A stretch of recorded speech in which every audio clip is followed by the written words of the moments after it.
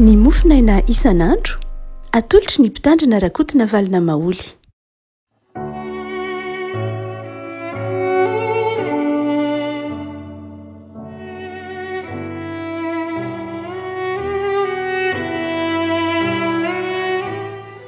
Fa miarahabantsika revako malalatra tetỳ alatsinainy fa 10 ny volana Jona ity ny mofinaina izay voalahatra ao antsika dia ny bokin'ny Salamo fa 400 Salamo fa 400 andiny fa 420 ka hatramin'ny faharoa amby telopolo. Salamo fa 400 andiny fa 420 ka hatramin'ny faharoa amby telopolo fakitsika amin'ny anaran'i Jesosy.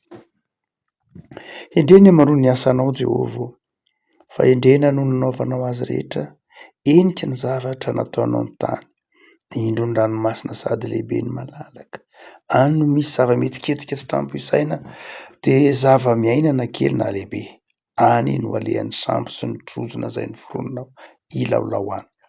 Ireo rehetra ireo miandry anao mba omenao ny haniny amin'ny fotoany. Manomenao dia manangona izy, manokatra ny tananao ianao dia voky ny soa izy, manafina ny tavanao ianao dia raiky tahotra izy, alainao indray ny dia maty izy, ka mody amin'ny vovoka nanalana azy. Maniraka ny fanahinao ianao dia ary izy, ary manavao ny tarehiny tany ianao. Ho mandrakizay ny voninahitra Jehovah. Aoka Jehovah hifaly amin'ny asany, jereny ny tany dia miroro, tendreny ny tanany tendrombohitra dia midonaka.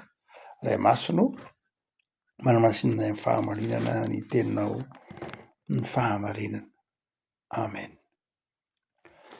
Fankalazana an'Andriamanitra mpahary mpitondra mpitantana zao rehetra ao ity Salamo fa 400 ity.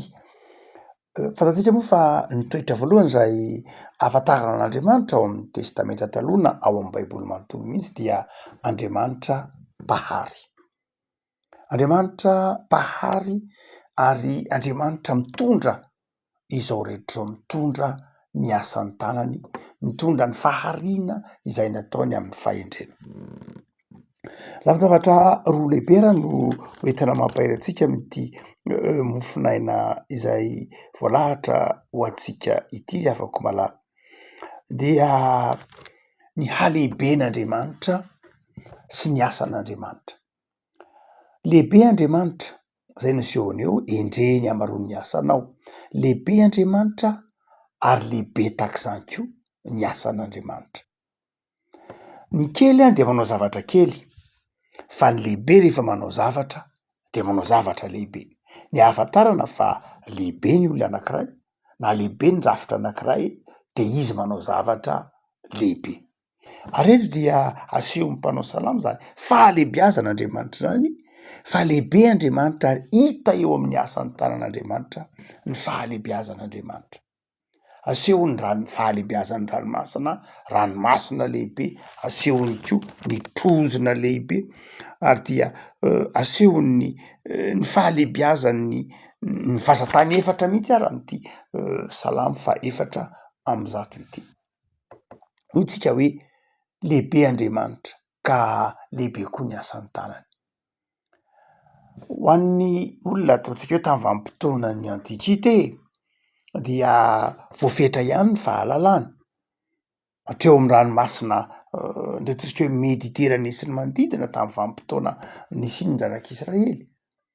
Fa amin'izao andro ianantsika izao, efa lasa lavitra ny teknôlôjia, efa lasa lavitra ny fahalalana, efa tafavoaka ny système solaire aza, ilay sondy voyageur izay nalefan'ny olombelona fotoana vitsivitsy lasa mandrakiny ankehitriny, izay hitarafana ny fahalehibiazan'ny ny erana na ny univers. Noho izany dia itsika ankehitriny dia vao maika mahatsiaro ny fahalehibiazan'Andriamanitra. Ary arakaraky ny ahatsapantsika ny fahalehibiazan'ny asan'Andriamanitra ny mampiorina ny tokony hampiorina ny finoantsika ao amin'Andriamanitra. Fa ny faharoa izay asehony ety Andiny tsotra masina ity tsy hoe lehibe ain'Andriamanitra de nanao zavatra lehibe izy de nijanona am'izay fotsiny fa ny tohiny manomboka ny andiny ny fahavalo amby roapolo ka hatramin'ny valo amby telopolo de zao ny fahalebiazan'Andriamanitra koa dia anehoany fiarovana sy fitantanana ny zavaboary. Mazava ny teny zoatra masina eto, manome sakafo ianao de manangona izy, manokatra ny tananao ianao de vokisoa izy, manafina ny tavanao ianao de raiky tahotra izy. Zany hoe lehibe Andriamanitra. Fa ny faharoa zay asehony dia io Andriamanitra io koa de mikarakara, iankinana, miankina amin'Andriamanitra ny fahaveloman'ny zavaboariny, miankina amin'Andriamanitra ny fahavelomany ny biby, ny zavamaniry ary ny fiatsaran'ny tany sy ny fanavaozana ny tany mihitsy ara de miankina amin'Andriamanitra. Ho andininy fahatelopolo, manavao ny tarehiny tany ianao. Misy toetra manokana reto izay asehon'ny mpanao salamo ho toetran'Andriamanitra. Dia Andriamanitra tompo ny fahefana rehetra. Andriamanitra miasa hita eo amin'ny zavaboary ny asany. Andriamanitra azo tsapahi-tanana eo amin'ny zavaboary ny asany. Ary mamelona sy mikarakara ny zavaboary ny Andriamanitra. Dia izay toetra roa zay asehony ity mofonaina teo am-pelatanantsika ity. Fa inona kosa ny akon'izany fahalebiazan'Andriamanitra zany? Inona ny akon'izany hoe Andriamanitra mitantana zao rehetra zao? Inona ny akon'izany hoe Andriamanitra mitondro zao rehetra zao? Andriamanitra manao zava-dehibe, manangana zavatra lehibe. Inona ny akon'izany eo amin'ny fiainantsika, eo amin'ny fiainan'ny mpanompon'Andriamanitra, eo amin'ny fitondran'Andriamanitra? Izao rehetra zao dia ny voalohany de zao, ny zavatra tiany mpanao salamo takatritsika dia Andriamanitra mitondra fiainana, aina sy fahavelomana. Zay mahatonga azy miteny manao hoe maniraka ny fanahinao ianao de ary. Andriamanitra mitondra fiainana. Andriamanitra rehefa miditra ao anatin'ny fiainantsika de mitondra fahariana vaovao, mitondra fiainana sy fiadanana, tsy mitondra korontana, tsy mitondra faharavana, tsy mitondra ady, tsy mitondra tebiteby Andriamanitra rehefa miditra tsehatra ao amin'ny fiainantsika, fa mitondra fahariana vaovao. Ary raha ny fahariana vaovao entin'Andriamanitra izany dia hoentiny amin'ny alalan'ny nanomezany antsika ny fanahy masina.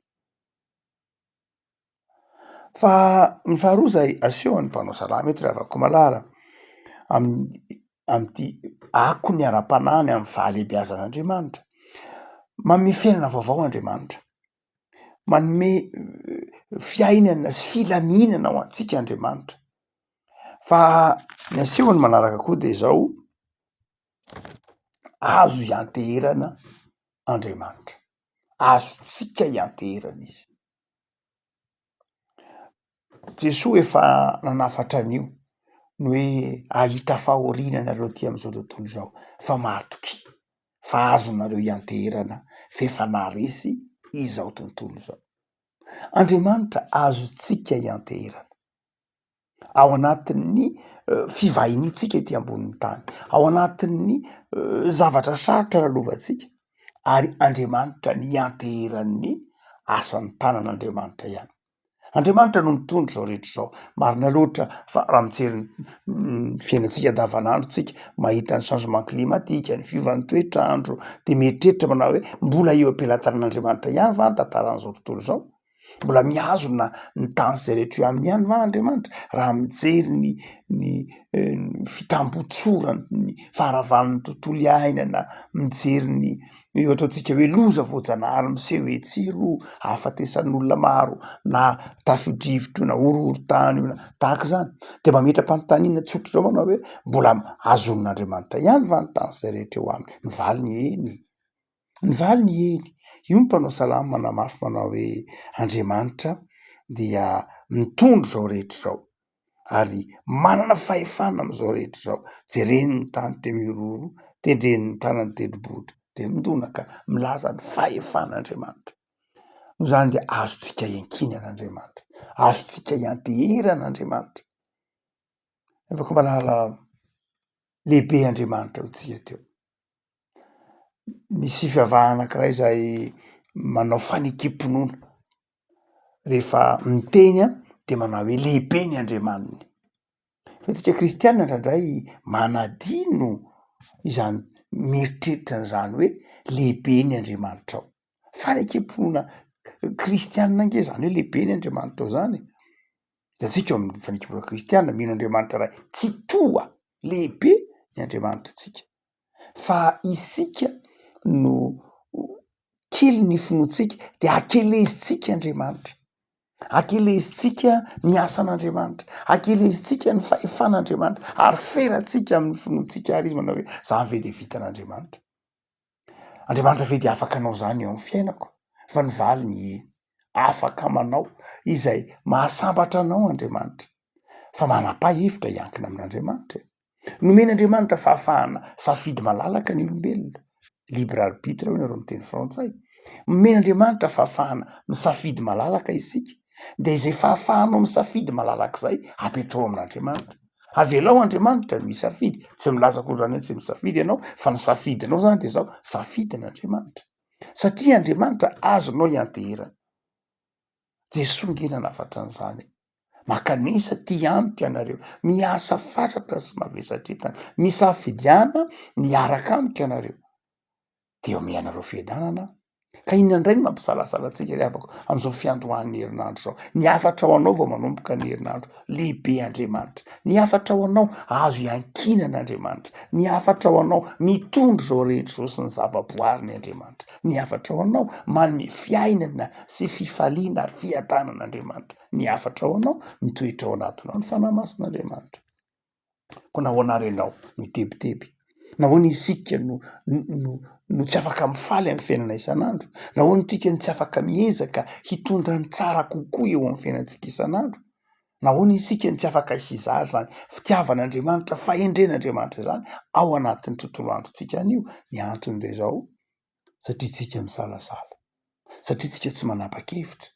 Noho zany de manapa-hevitra hiaraka amin'Andriamanitra, manapa-hevitra hiankina amin'Andriamanitra, manapa-hevitra hifaly ao amin' Jesosy. Afaka malala ity salamy ty ara, zay salamy fanomeza ambony nahatra an'Andriamanitra. Noho izy mpahary, noho izy mitondro rehetra zao ny zara-bofinainao anao anio, de mifaly, matoky, miankina amin'Andriamanitra.